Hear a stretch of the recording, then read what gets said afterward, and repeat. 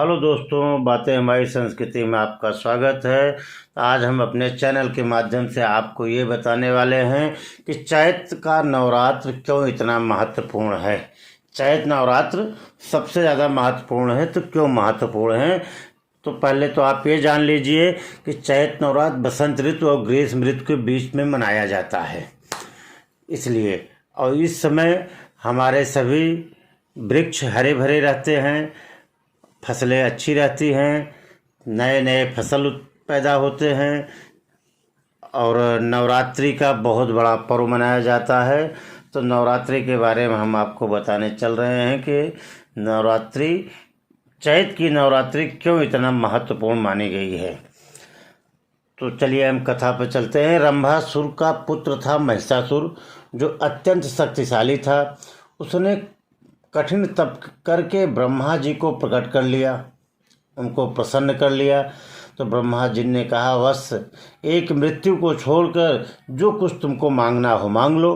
तो महिषासुर ने सोच विचारा और फिर कहा, ठीक है प्रभु, हमें देवता, असुर और मानव किसी से मेरी मृत्यु न हो।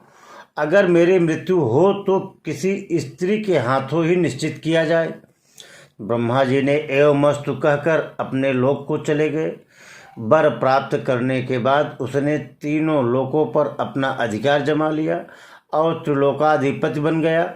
सभी देवता उससे परेशान हो गए।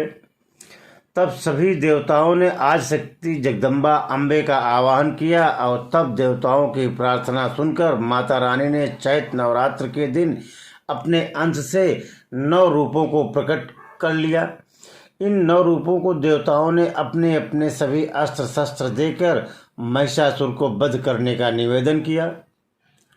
शस्त्र धारण करके माता शक्ति संपन्न हो गई और कहते हैं कि 9 रूपों का प्रकट करने का क्रम चैत्र माह की शुक्ल प्रतिपदा से प्रारंभ होकर नवमी तक चला। इसलिए इन 9 दिनों को चैत्र नवरात्रि के रूप में मनाया जाता है।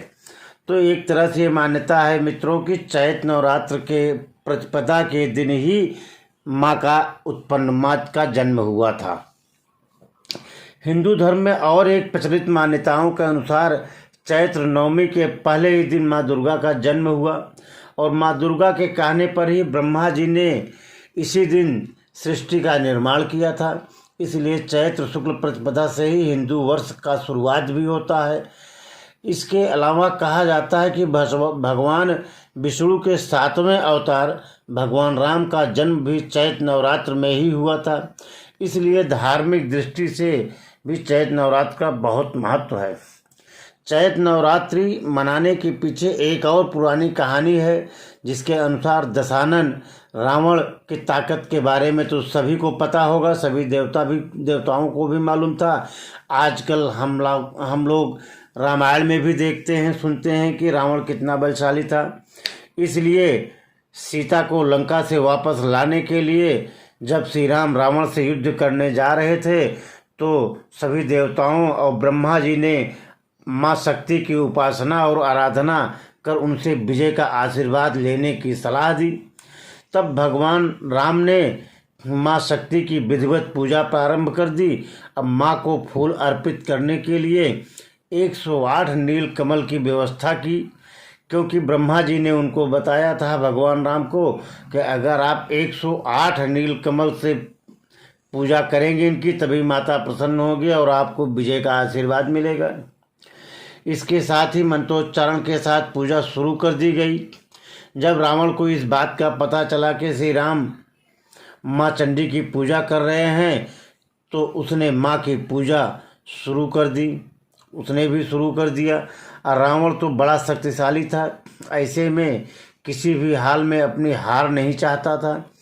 इसलिए उसने राम के 108 फूलों में से एक फूल को चुरा लिया। चूँकि मायावी था वो, अपने माया के बल से एक फूल भगवान राम का चुरा लिया और अपने राज्य में माँ चंडी का पाठ करने लगा।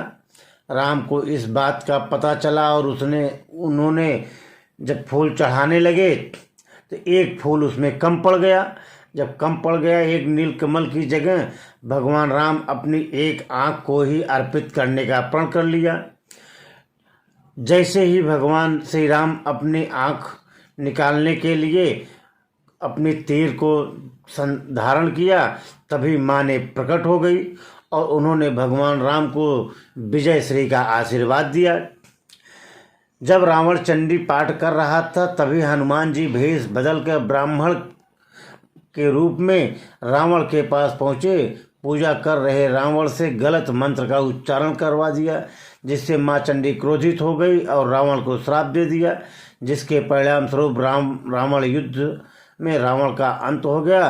और नवरात्रि के आखिरी दिन को रामनवमी के रूप में मनाया जाने लगा।